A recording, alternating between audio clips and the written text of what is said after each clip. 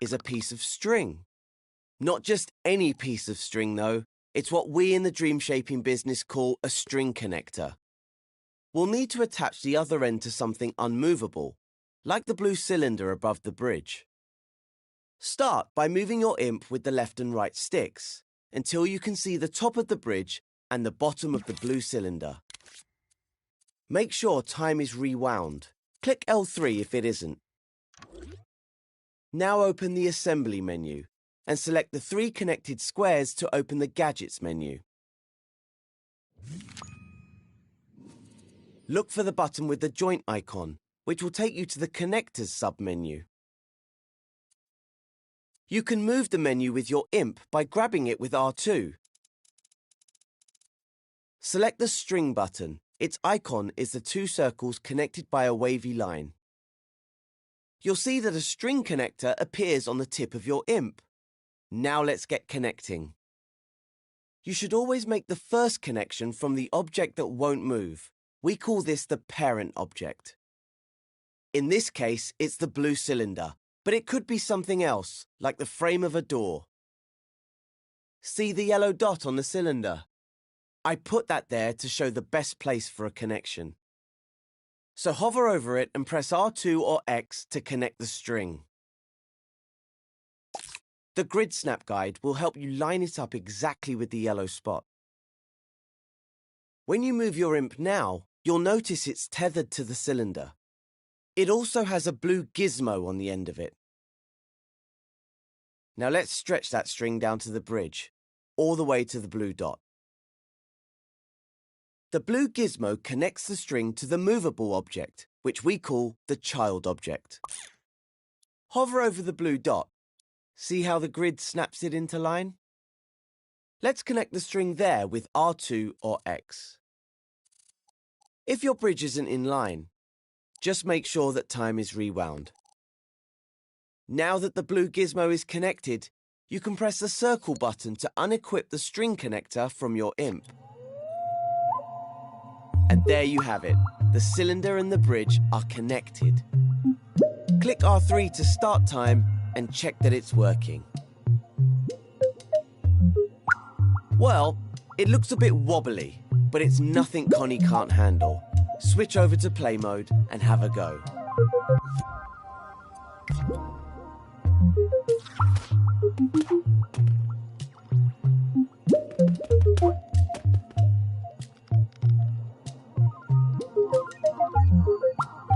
When you can get Connie across the bridge to the second platform, return to edit mode and rewind time with L3.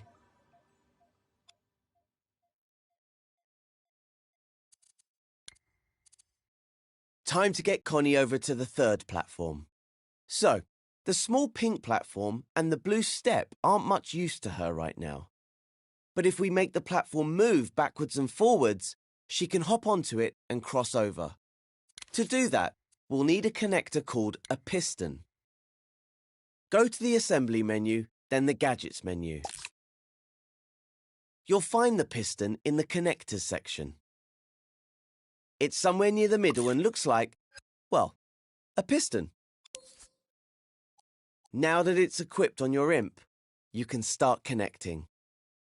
First, press R2 or X to join it to the blue step, which is unmovable, so it's the parent object. I've put a yellow dot on it to show you the best place to connect it. Next, connect the blue end to the child object, which is the floating platform. See how Grid Snap keeps the connector perfectly straight? Hover over the blue dot, then press R2 or X. Remember, the child object is the part that needs to be able to move. So when you join a connector to its child, that object will automatically become movable. When you've placed the piston, press circle to unequip it. Click R3 to test the connector. That's more like it. The piston is now moving the platform back and forth. Rewind time with L3. Now Connie might not be too happy if we make her jump on that. so let's calm the piston down a bit. First, open the piston's tweak menu. Hover anywhere over it, hold L1 and press square. If the tweak menu blocks your view of the piston, you can grab it and move it with R2. This white gizmo shows the maximum length and speed of the piston. You can change the speed by adjusting the slider with the clock icon. That's the cycles per minute. Grab the slider by holding X over it with your imp and reduce the value. The further to the left you move, the faster the number will change. It doesn't need to be exact. Somewhere around 15 should do it. But if you want to get a more precise number, you can adjust the slider with the up and down directional buttons instead. Notice how it's slowed down now. Click R3 to see it moving the platform. When you're happy with the speed, close the tweak menu with the close button or use L1 and circle. Then rewind time with L3. Time to switch over to play mode and test out the scene so far. Make sure the platform isn't moving too fast for Connie to jump on. You can always go back to edit mode and tweak the piston until you're happy with it. Once Connie has made it all the way across, rewind time in edit mode and move on to the next step.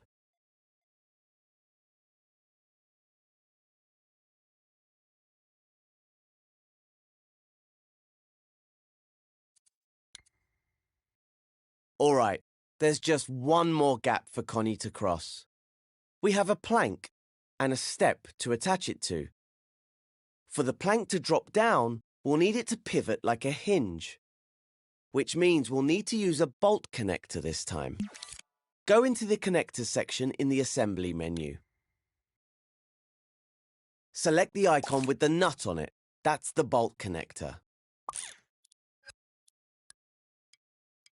Now you can connect it just like you did with the string and the piston. And because I'm so nice, I've placed some yellow and blue dots and a sneaky new purple one so that you can see where to make the connections. They're quite close together this time, so move in closer for a good view. Remember, you can use the grab cam on the R1 button to zoom in close. As always, connect the parent object first, the yellow dot. Then you can connect the child object, the blue dot. The grid snap will keep the bolt in a straight line so you don't have to worry about it. Once it's all connected, you can unequip the bolt connector using the circle button.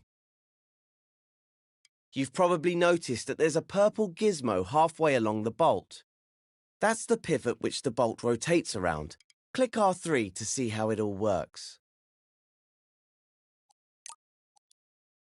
Well, that's not right. It looks like we'll need to reposition the pivot to get the plank moving correctly. Click L3 to rewind time and reset the plank. Now go ahead and grab the purple gizmo with R2. Move it so it's by the purple dot. While you're grabbing the pivot gizmo with R2, press triangle to align it to the grid. Now grab it with L2 and use the sticks to rotate it so its axis goes through the bottom of the plank. The grid snap guide will help you line it up exactly. The child object, in this case the plank, will rotate around that axis. Once it's all lined up, switch over to play mode to test it out. Once it's up exact, L2 plank. Now go ahead and grab the purple gizmo with R2. Move it so it's by the purple dot. While you're grabbing the pivot gizmo with R2, press triangle to align it to the grid. Now grab it with L2 and use the sticks to rotate it so its axis goes through the bottom of the plank. The grid snap guide will help you line it up exactly. The child object, in this case the plank, will rotate around that axis. Once it's all lined up, Switch over to play mode to test it out. If you've done it correctly, the plank should balance upright. Connie will need to push the plank down, unless, of course, the plank isn't long enough. Oh well, switch back to edit mode and rewind time. We'll sort out the plank in the next step.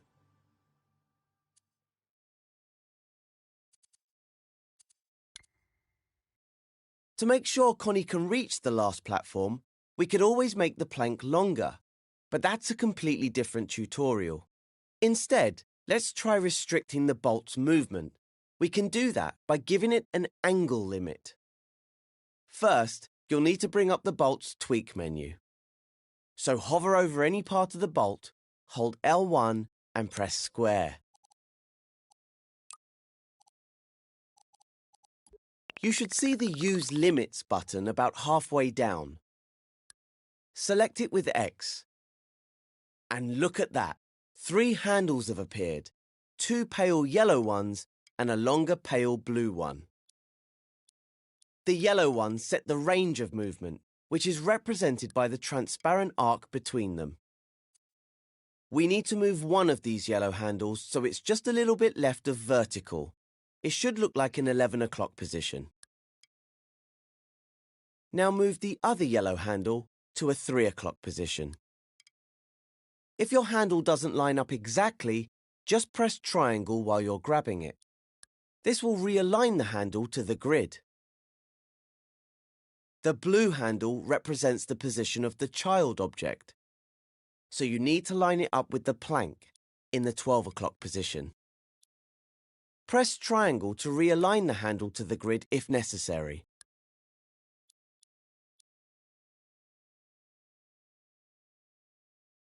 You can close the tweak menu now and head into play mode to test the scene.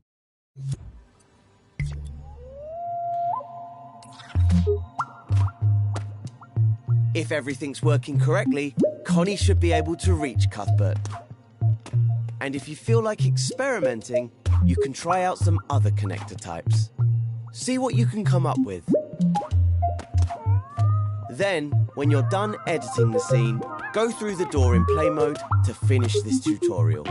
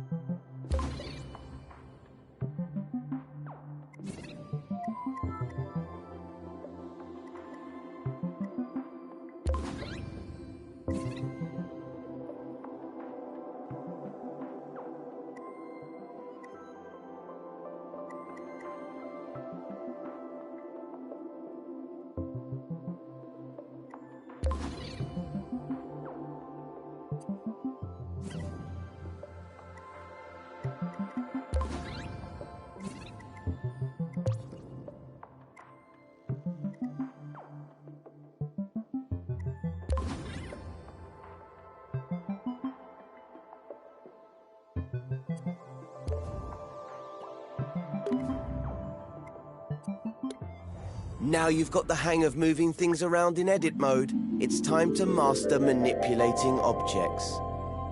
Just as well, because Connie's friend Cuthbert fell asleep in the Dreamiverse and got stranded.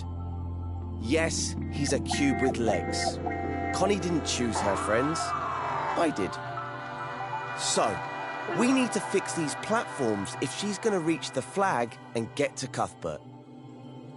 Before we start, you can switch to play mode to see how a player would experience this scene. You'll always need to test things out in play mode while dream shaping, so it's a good habit to get into.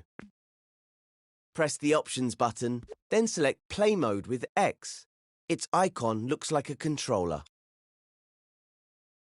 Once you're in play mode, take control of Connie with R2, and we'll see how far she can go. Start by jumping over to the first platform. Oh dear! Looks like it's too far for Connie. Move that first platform closer. To do that, head back into Edit mode. So, open the Options menu and select the button with the pencil icon. Once you're in Edit mode, move on to the next step.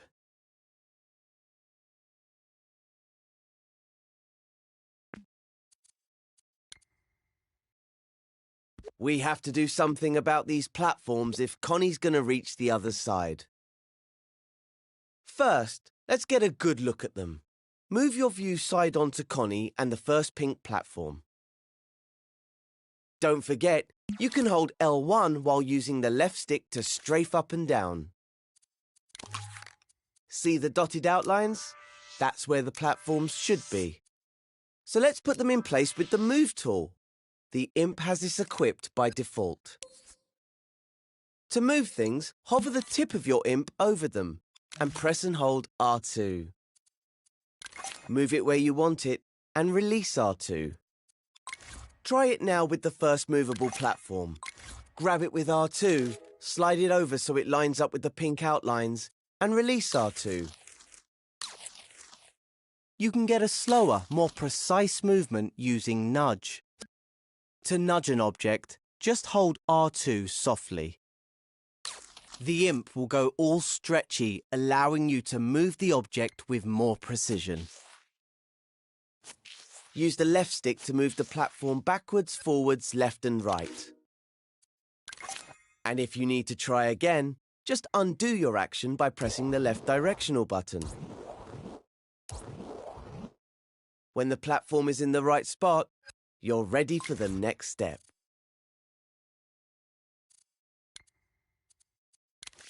Now that the first platform's in position, let's test it out. Open the Options menu and select Play Mode with X. Connie's on the starting platform, ready for another try. Take control of her with R2 and see if she can jump over the gap now. Hope she made it this time. If not, you can always go back and edit things again. In fact, let's try doing that now and see what happens. Select Edit Mode from the Options menu. Look at that. Connie isn't in her starting place anymore. That's because time passes when you're in play mode. And the scene doesn't rewind automatically when you return to Edit mode. Instead, things will be frozen in the state you left them when you were playing. Always keep this in mind when switching modes. But you can easily rewind things. Just press L3 by clicking in the left stick on your controller. Now time's rewound back to the beginning. Doing this won't reset any changes you made in edit mode. See?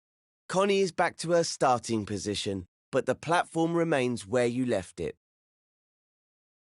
Try to get into the habit of rewinding time after you play scenes. That way, you'll avoid any problems. There are times when it's useful to leave things as they are after playing, but when in doubt, rewind. Okay, if your platform's in the right place and you've had a successful test run with Connie, you can move on to the next step.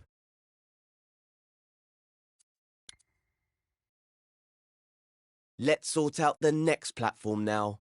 It's the middle one that's lying on its side. Before you can match it up with the outline, you'll need to stand it upright. So you'll have to rotate it first. You can rotate objects in edit mode by grabbing them with L2. Give it a go now. Hover over the fallen platform, then press and hold L2. Now you can rotate it by tilting your controller. This is a great way of making smaller adjustments. You can also rotate it fully by using the left and right sticks while holding L2. The motion sensor function is disabled when you do this, so you don't have to worry about tilting your controller. If you want to reactivate the motion sensor function, just let go of the shape and grab it again with L2. Bear in mind that your imp's tip is at the center point of the rotation, so you can grab the platform at different points and see how it affects the rotation. All that rotating has made the platform a bit wonky. So let's undo all that with the left directional button and start again. Grab and hold L2 over the platform and try to rotate it into a vertical position. Once you have it more or less upright, you can let go of L2. This time, grab the platform with R2, so you can move it into the matching blue outline. Remember, holding R2 more softly will let you move the platform with more precision. And if you're feeling really adventurous, you can try rotating it with the touchpad too. That's quite a lot of buttons to remember, isn't it? Well, if you ever forget what to press, just look at the prompts around your imp. Or select the mode icon in the top left of the screen with X. They'll show you what buttons you can use in any situation. Practice rotating things with L2 until you're comfortable. Then move on to the next step.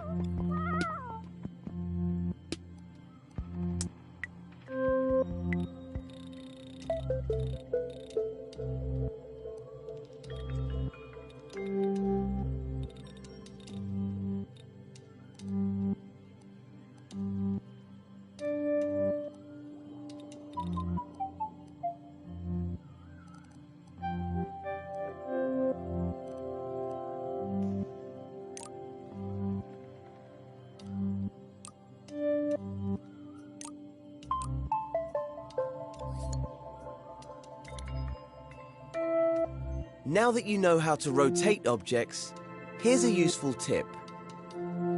When you rotate something by hand, like this platform, it might end up a little wonky.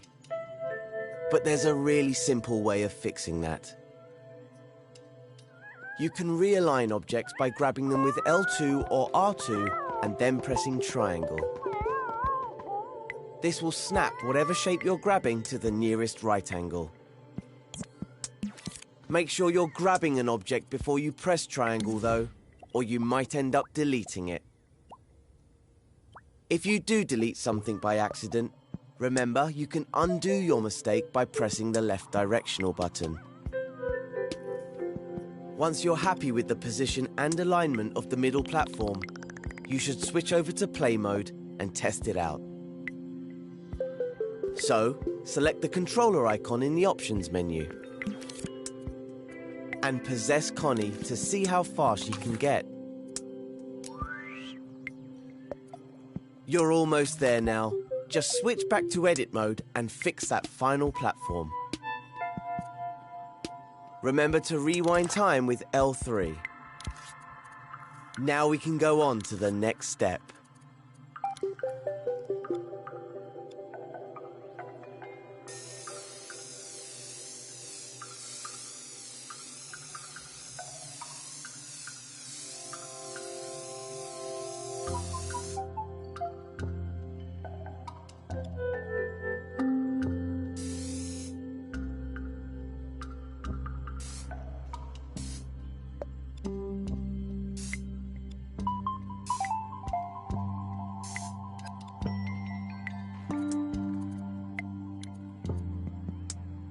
Now the only thing separating Connie from Cuthbert is the final platform.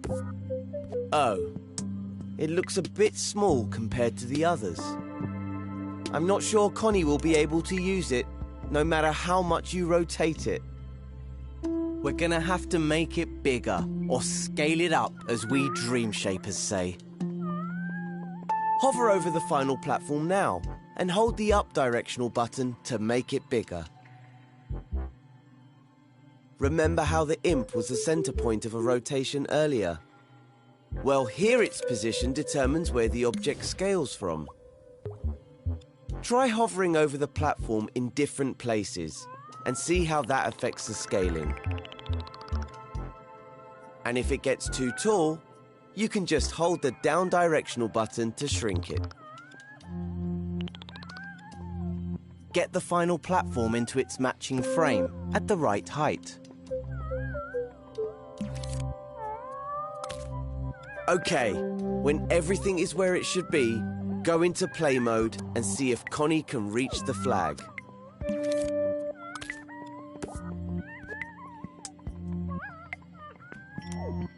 Once Connie reaches the flag, head into edit mode again and go to the next step.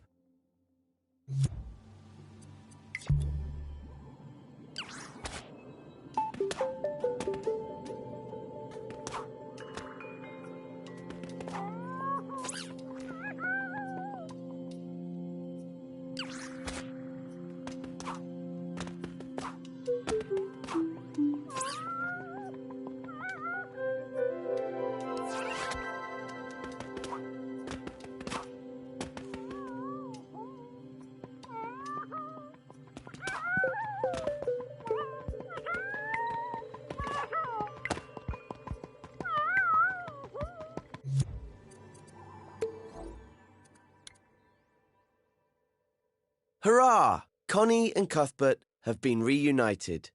But now they need to find a way out before Cuthbert falls asleep again. So let's learn how to find a door in the Dreamiverse. Go to the Assembly menu, which is the row of buttons at the top of the screen. The Assembly menu disappears when you're busy working on a scene, to make sure it doesn't get in the way. So if you can't see it, just press square to open it. Here you'll find all the assembly tools, modes, and gadgets. If you ever wonder what a button does, just hover over it for a few seconds to see more info. This menu is also where the search button lives. It's the one with the magnifying glass. Select it now with X. The search button takes you to the Dreamiverse, where you'll find all the things created by dreamers from around the world. But for this tutorial, I've made a collection of elements for you to use in this scene. Let's see if we can find a door in the Start Dreaming collection. Select it with X. Have a look around. What elements do we have here in the collection? Ah! There it is, a door. Select it with X now. You should know this isn't just any door.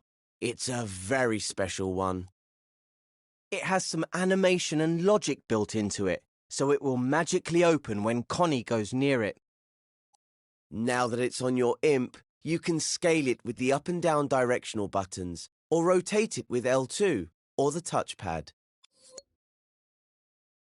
See the outline at the top of the final platform? That's where the door needs to go. Use R2 or X to stamp it into place. Notice how your imp still has a door attached even after you've stamped it down? That's what happens with elements from the Dreamiverse. That way, you can place as many as you need in a scene. We only need one door in this scene, though, so you can remove the door element from your imp by pressing circle. The circle button removes whatever tool, gadget or element your imp has equipped, replacing it with the move tool. Okay, I think we're done here. Nice work completing the scene. All that's left now is to switch to play mode and walk Connie straight through the door to end this tutorial.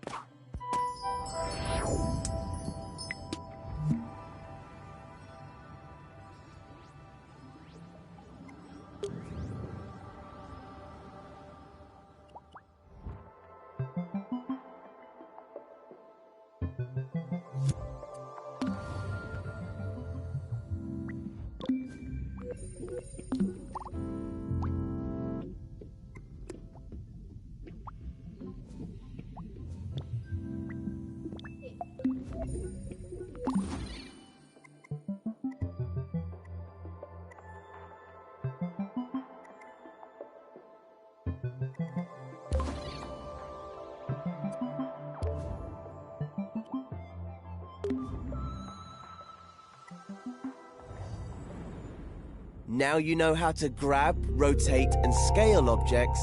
It's time I showed you how to clone things. Cuthbert has managed to get himself stuck again. Luckily, I've set up this scene so that we can use the clone tool to rescue him. With this tool, you can make exact copies of anything in the scene. This makes it one of the most useful tools in a Dreamshaper's toolbox. You'll also get a chance to practice with all the other tools that you've learned so far. If we get Connie off this platform, maybe she'll help us out. Let's use the clone tool on this one small block to create a bridge. Remember how we used the L1 button to modify how the grab cam and the left stick work? Well, it can also change how the grab button works. Hover over the floating block with your imp and hold L1. Now grab the block with R2, and remember that if you press it gently, you can move it more slowly. Now you have another block. That's because grabbing things while holding L1 creates a clone of that object. Once you've created the clone, you can release L1, but don't let go of R2 until you're ready to place it in the scene. When you've found the right spot, release R2 to put it down. You can treat a cloned object just like you would any other element. You can move it with R2 and rotate it with L2. And scale it up and down with the directional buttons. Of course, anything you do to the block can be undone with the left directional button. You can even clone the cloned block. Let's do that next. Hover over it, hold L1, then press and hold R2. You can use the clone tool to build a bridge between the first two platforms. Or you can create floating blocks for Connie to jump on. All that matters is that she can get to the next platform, so make sure you test your work in play mode. When Connie can get across, go back to edit mode, rewind time with L3, and move on to the next step. Getting Connie to that third platform looks easy enough. There's half a bridge between them, so we can just clone this block to finish it off. Okay, hold L1 and grab the block with R2 to clone it. Let go of L1 to stop cloning, then place the clone by releasing R2 to complete the bridge. That doesn't look quite right. Might need to try something different here. Why don't we rotate the clone? Hold L2 over it, then push the right stick sideways. Well, it's better, but now they don't match. We should probably undo everything with the left directional button and start again. This time, we'll make the arches match up by flipping the clone. Here's how you flip objects. First, hover over the arch and hold L1. Then gently grab the arch with R2 to create a clone. Remember, release L1 once you've made the clone. You have to release it or the next part won't work. Here comes the cool bit. While still holding the arch, click the L3 button on your controller to flip the arch horizontally. That's all there is to it. Now you try.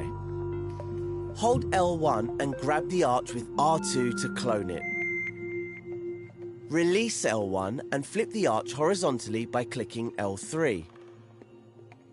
And don't forget, you can realign the clone while you're holding it by pressing the triangle button. Now, let's see what happens if you click R3. Nice! The arch is flipped vertically instead.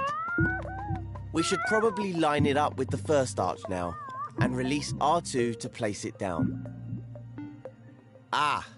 We probably should have flipped it back first. No problem. Just grab it with R2 and flip it again with R3. Time to switch over to play mode and see how things are working.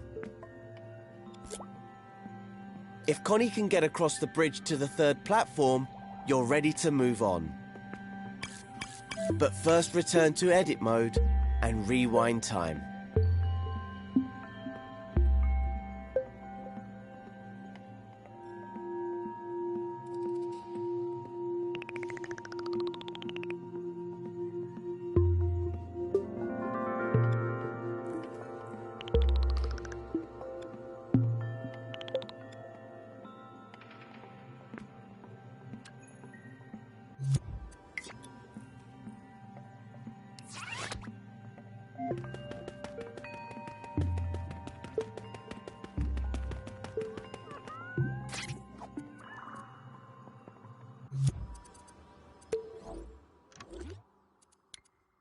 Okay, Connie, we've almost made it to the door. Ah, but she needs to go across and up now. Good thing you already know how to make clones because we're going to need them. So hold L1 and grab the block with R2 to clone it. Now place that clone a little higher than the original, and you know what? There's a better way, so let's undo that with the left directional button. We're going to try a new technique called repeat cloning. I bet you can already guess what it does. That's right, it lets you make lots of clones at once. Let's give it a go. Hover over the block again, hold L1 and press and hold R2. Release L1 once you've made the clone, and move the block up and along. Don't put it down yet though. This is where you become a cloning expert. Without letting go of the first clone, press the right directional button to create a second one. And, you guessed it, another press will create a third one.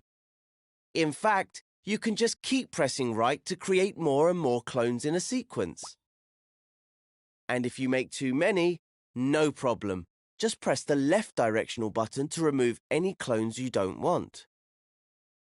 As you can see, all the clones are spaced evenly, and you can move the whole sequence by simply moving the clone that's on your imp.